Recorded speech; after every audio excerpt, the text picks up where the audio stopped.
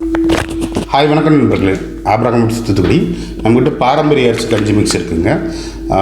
கருப்பு கவுனி, கருங்குருவை, பூங்காறு, மாப்பிளச்சம்பா அப்படி 4 வகையான கஞ்சி மிக்ஸ் இருக்குது. இது கருங்குருவை கஞ்சி மிக்ஸுங்க. பொதுவாகவே நம்ம எல்லாருமே பாரம்பரிய அரிசிகள், சிறுதானியங்கள் எல்லாத்தையுமே நம்ம அதிகமாக விரும்புகிறோம். ஆனால் அதை டெய்லி உணவில் நம்ம சேர்க்குறதில்ல.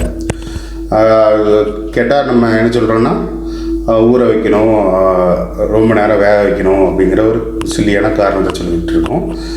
பொதுவாகவே இந்த மாதிரி அரிசி வகைகள் நம்ம தினசரி உணவில் சேர்த்துக்கணும்.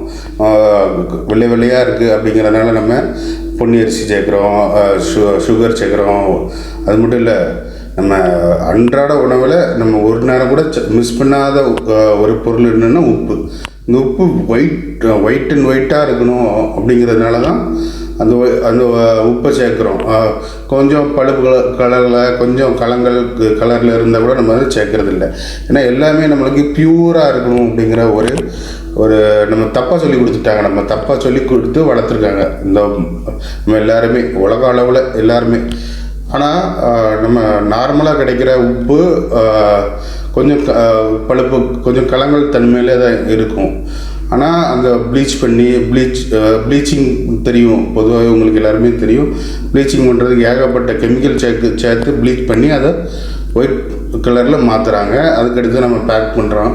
அது மட்டும் இல்லை, இப்போ நம்ம கல்லுப்பு சொல்லுவோம்ல, பொதுவாகவே கல்லுப்பு அயோடைஸ் சேர்க்காத உப்பு அப்படின்னு சொல்கிறோம்ல, அப்படிலாம் கிடையாதுங்க.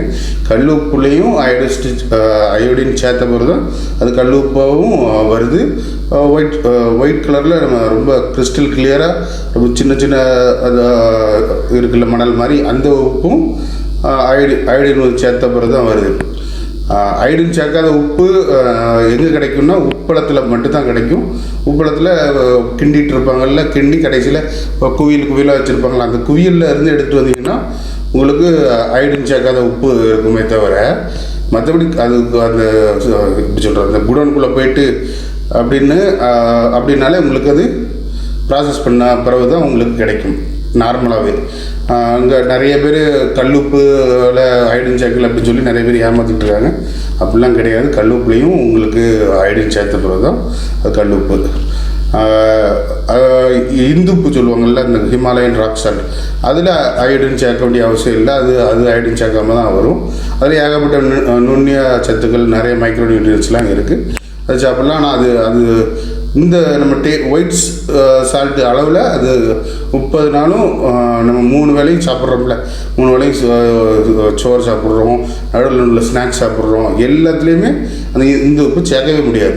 ஒரு வாரத்துக்கு ஒரு 2 நேரத்துக்கு சேர்க்கலாமே தவிர நம்ம கண்டினியூஸான ஃபுட்டில் நம்ம சேர்க்க முடியாது. ஏன்னா நம்ம கிட்னியோட வேலைப்பளவு, சிறுநீரகத்தோட வேலைப்பளவு அது ரொம்ப ரொம்ப அதிகப்படுத்திடும். ஏன்னா அதில் ஏகப்பட்ட நல்லதும் இருக்கும், சில கெட்ட சத்துக்களும் இருக்கும். ரொம்ப ரொம்ப ரொம்ப அளவில் நம்ம கிட்னியை அதிகமான அளவில் சாப்பிடும்போது பழுதாக்கிடும். அதனால் இந்த உப்பெல்லாம் கொஞ்சம் குறைச்ச அளவில் சாப்பிட்டுக்கலாம். ஒயிட் சால்ட்டையும் நம்ம அது முடிஞ்ச அளவுக்கு சரியான அளவில் சாப்பிட்றதுக்கு, அதாவது நம்ம டெய்லி சாப்பிட்றதுல குறைச்சிக்கணும். அதை தவிர்க்கிறது நம்ம வேறு வழியே இல்லை. நம்ம கடையில் கிடைக்கிற அயோடின் சால்ட்டை தவிர்க்கிறதுக்கு நம்மளுக்கு வேறு ஆப்ஷனே இல்லை. ஏன்னா உப்பு இல்லாமல் தான் சாப்பிட்ணும். உப்பு இல்லாமல்னா அதுக்கு உப்பை எப்படி ஆல்டர்னேட்டிவாக யூஸ் பண்ணணும்னா, கீரைகள், காய்கறிகள் பச்சையாக சாப்பிட்டுக்கணும். கீரைகள், காய்கறிகளில் பச்சையாகவே சாப்பிட்டுக்கலாம். மீன் இருக்குது, மீன் சமைக்கிறோம்னா மீன் சமைச்சாலும் அதில் இருக்க உப்பு குறைய தான் செய்யும். வேறு வழியே இல்லை. நம்ம காலங்கள் நம்ம உடலை, நம்ம மனசை, நம்மளோட ஒவ்வொரு டிஎன்ஏ அளவில் கூட எல்லாத்தையும் மாற்றிக்கிட்டு, முன்னாலெல்லாம் நம்ம நிறைய இந்த பிணந்தளி கழுகுகள்லாம் நம்ம கேள்விப்பட்டிருப்போம்ல. இந்த பெருசாக இருக்கும், பெரிய ரெக்கை வச்சுட்ருக்கும், படத்தை சாப்பிட்டும், அந்த நம்ம ஏதோ எலி கிடந்தாலும் பாம்பு, செத்த பாம்பு, உயிரோடு இருக்க பாம்பு, பெரிய பெரிய கழுகுகள் அதெல்லாம் சாப்பிடும்ல.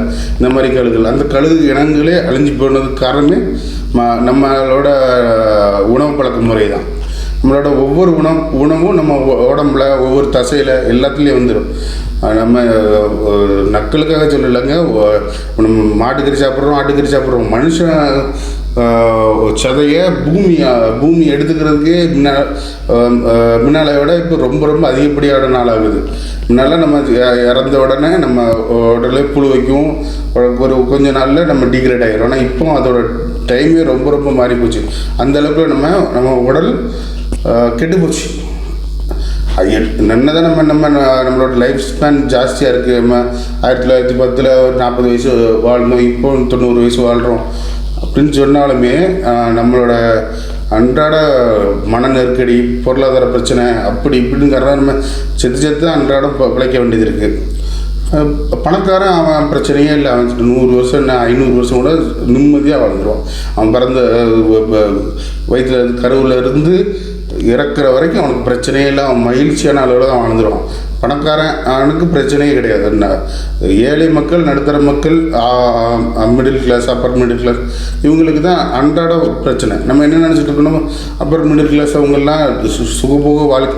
அவனுக்கு நாளைக்கு நாடு இருக்குமா, நாளைக்கு இந்த நம்ம தொழில் இருக்குமாங்கிற அளவுக்கு கூட அதாவது ஸ்டாண்டர்டான லைஃப் கிடையாது. எல்லாருக்குமே அப்படி தான்.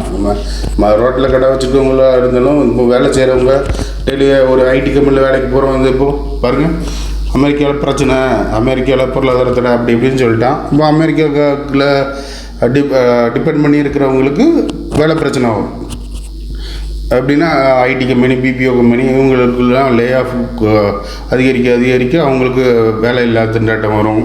அப்போ அதை நம்பி தான் நம்ம நாடோட பொருளாதாரமே நிறைய எடுத்துகிட்ருக்கு.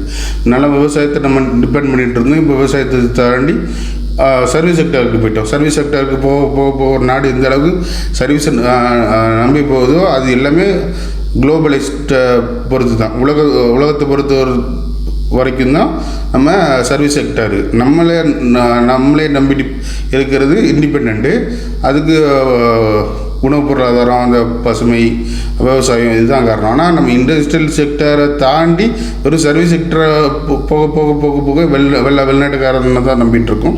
பிபிஓ, இன்டர்நெட்டு, இருந்த ஐடி கம்பெனி இவங்கள தான் நம்ம சார்ந்து இருக்க வேண்டியது இருக்குது. இவங்க வெளிநாட்டு கம்பெனி சார்ந்துருக்காங்க. அப்போ அமெரிக்காவுக்கு ஒரு பிரச்சனைனா அது உலகத்தை உள்ள இருக்க எல்லா அந்த ஐடி கம்பெனி, ஐடி செக்டார் சார்ந்து இருக்கவங்கள தாண்டியும் அவங்க நம்மகிட்ட பொருள் வாங்குவாங்க. அவங்க நம்மகிட்ட ஏதாச்சும் நம்ம கடலை மிட்டாய் வாங்குவாங்க, ஒரு நெல்லை, அப்போ செக்கெண்ணெய் இருக்குது. நம்ம செக்கெண்ணெய் பண்ணுறோம். செக்கெண்ணெய் அது யார் அதிகமாக வாங்குவா? ஒரு 450 ரூபா 500 ரூபா கொடுத்து 1 லிட்டர் எண்ணெய் வாங்குறது ஐடி கம்பெனி. இப்போ நிறைய சம்பளம் வாங்குறோம், 50,000க்கு மேலே சம்பளம் வாங்குறவங்க தான் வாங்குவோம். அவனுக்கு வேலை இல்லைன்னா செக்கெண்ணெய் பிஸ்னஸ் பண்ணுறவங்களுக்கு கஷ்டம். அதுக்கு அதை நம்பி எல்லாமே உலகத்தை நம்பியே பொருளாதாரம் இருக்குது. அதனால் கூடிய விரைவில் நம்ம உலகம் ஓரளவு பழைய நிலைமைக்கு போயிட்டு மீண்டும் வருமா இல்லையான்னு சொல்ல முடியாத அளவுக்கு காலங்கள் போய்ட்டு. இப்போ இந்தியா காஷ்மீர் பிரச்சனை இருக்குது. அப்போ நாளைக்கு பாகிஸ்தான் மேலே நம்ம சண்டை போடலாம். யாருக்கு தெரியும், என்ன வேணாலும் நடக்கலாம். நம்ம ஒரு பாசிட்டிவ் சைட்லேருந்து பார்க்கணும், நெகட்டிவ் சைட்லேருந்து பார்க்கணும், எல்லா சைட்லேருந்து பார்த்து போர் வராத அளவுக்கு நம்ம தடுக்கணும். நம்ம உலகம் ஃபுல்லாக நம்ம சண்டை போட்டுட்ருக்கோம். அதாவது சண்டைன்னா பொருளாதாரத்தை வச்சு தான் சண்டை. நீ பெரியவனா, நான் பெரியவனா, அமெரிக்காக்காரன் சைனாக்காரன் சண்டை போடுறதுக்கு காரணமே சைனா ஃபஸ்ட்டில் வந்துடக்கூடாது அப்படிங்கிற ஒரு சில்லி ரொம்ப ரொம்ப எச்சத்திரமான காரணத்துக்காக தான் அமெரிக்காக்காரன் சண்டை போட்டுட்ருக்கான். ஈவன் நம்மளை பீட் பண்ணிடக்கூடாது அப்படிங்கிறனால தான். அதனால் மக்கள் கூடிய விரைவில் அன்றாட உணவில் நல்ல உணவை சாப்பிடுங்க, நல்ல ஆரோக்கியமாக இருங்க. அதுதான் முக்கியம். நம்மக்கிட்ட பாரம்பரிய அரிசி கஞ்சி மிக்ஸு, கருப்பு கவுனி கஞ்சி மிக்ஸு, கருங்குருவு கஞ்சி மிக்ஸு, பூங்காறு, மாப்பிளச்சம்பா அந்த மாதிரி கஞ்சி மிக்ஸு.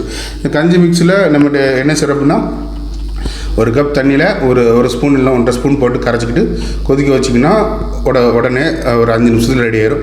ஒரு ஆளுக்குன்னா ஒரு 5 நிமிஷத்தில் ரெடி ஆயிரும். 2 பேர்னால் கூட ஒரு 5 நிமிஷம் ஆகும். 10 நிமிஷத்தில் 2 பேருக்கு சூப்பராக சமைச்சிக்கலாம். தண்ணியில் கரைச்சி கொதிக்க வச்சா ரெடி ஆயிரும். கொஞ்சம் உப்பு, கொஞ்சம் பெப்பர் வேணால் பெப்பர் சேர்த்துக்கலாம். இல்லைன்னா கொஞ்சம் கொத்தமல்லி, வெங்காயம், தக்காளி சேர்த்து, வெங்காயம், கொத்தமல்லி மட்டும் சேர்த்தா போதும். உங்களுக்கு நல்லா காரசாரமாகவும் இருக்கும், நம்ம குடிக்கிறதுக்கு நல்லாயிருக்கும். உங்களுக்கு கொஞ்சம் காரமாக இருக்குது அப்படின்னா கொஞ்சம் மோர் வேணால் சேர்த்துக்கலாம். சூப் மாதிரி குடிச்சிக்கலாம், நல்லாயிருக்கும். சளி காய்ச்சலுக்கு எல்லாத்துக்கும் ரொம்ப ரொம்ப நல்லது. தேவைப்படுறவங்க நீங்கள் ஆர்டர் பண்ணிங்கன்னா உங்களுக்கு 2 நாளாக டிஸ்பேச் பண்ணிடுவோம். கருப்பு கவுனி கஞ்சி மிக்ஸ், பூங்கார் கஞ்சி மிக்ஸு, மாப்பிளச்சம்பா கஞ்சி மிக்ஸு, அடுத்து கருங்குரு கஞ்சி மிக்ஸ் தனித்தனியாகவும் கிடைக்கும், இல்லை மொத்தமாக ஒரே ஒரே ஒரே பேக்கெட்டில் 1 கிலோ வேணும்னா நம்ம மிக்ஸ் பண்ணி எல்லாத்தையும் தருவோம். இது போக நம்மக்கிட்ட மூலிகை சூப்பொடி இருக்குது, 32 வகையான மூலிகை சூப்பொடி, சத்து மாவு, அசைவ ஊறுகாய், சைவ ஊறுகாய், இது எல்லாமே நம்மகிட்ட கிடைக்கும். ஹோம்மேடாக தான் நம்ம பண்ணுறோம். நீங்கள் ஆர்டர் பண்ணி உடனே தான் நம்ம செய்வோம். கஞ்சி மிக்ஸ்லாம் நம்ம ஏற்கனவே ஸ்டாக் இருக்கும். அந்த ஊறுகாய் வகைகள் நீங்கள் சொன்னீங்கன்னா நம்ம 2 நாள் ப்ரிப்பேர் பண்ணி நம்ம 3வது நாள் 4வது நாள் நம்ம டிஸ்பேச் பண்ணுவோம். தேவைப்படுறவங்க ஆர்டர் பண்ணுங்கள். லோக்கல் பிஸ்னஸுக்கு சப்போர்ட் பண்ணுங்கள். எல்லாமே கார்ப்பரேட் மயமாயிட்டு இருக்குது. இப்போ லோக்கல் கொஞ்சம் குறைஞ்ச லெவலில் பிஸ்னஸ் பண்ணுறவங்கள நம்ம சப்போர்ட் பண்ணுங்கள். ஏன்னா எல்லாமே கார்ப்பரேட் மயமாயிட்டு இருக்குது. கார்ப்பரேட்லேருந்து வந்து அதுக்கடுத்து அந்த காசை வச்சு பிஸ்னஸ் பண்ணி அவங்களும் கார்ப்பரேட் ஆகிட்டு இருக்காங்க. சின்ன சின்ன ஏற்கனவே இருக்கிற எக்ஸிஸ்டிங் ஃபார்மர்ஸ், எக்ஸிஸ்டிங் பிஸ்னஸ், சின்ன சின்ன லெவலில் குறுந்தொழில் பண்ணுறவங்களுக்குலாம் ரொம்ப ரொம்ப பிரச்சனையாக இருக்குது. அதனால் நீங்கள் சின்ன சின்ன லெவலில் இருக்க பிஸ்னஸ் பண்ணுறவங்களுக்கு சப்போர்ட் பண்ணுங்கள். பெரிய லெவலில் பிஸ்னஸ் பண்ணுறவங்க அவங்க கார்ப்பரேட் மயமாகிட்டுருக்கோம். அவங்க கார்ப்பரேட் கம்பெனி கூட டைப் வச்சு அவங்க பிஸ்னஸை சேல்ஸ் பண்ணிக்கிறாங்க.